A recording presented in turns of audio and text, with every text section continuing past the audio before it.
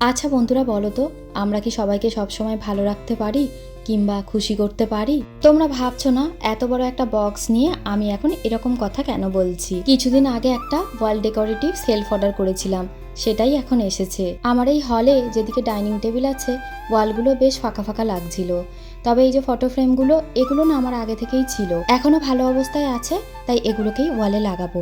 একজন দাদাকে ডাকা হয়েছে ওয়ালে ড্রিল করে আমার পছন্দের জিনিসগুলো ওয়ালে লাগানোর জন্য।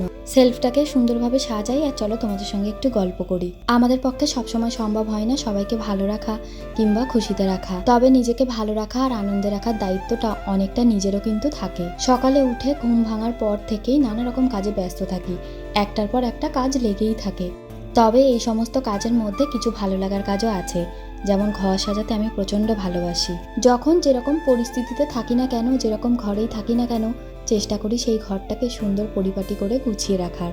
এটা না আমার ছোটবেলার একটা অভ্যাস, যেটা এখনো আমার সঙ্গে আছে। তবে ছোটবেলায় না কোনো কাজের সময় আশেপাশে মা থাকতো, ভুল হলে বলেও দিত।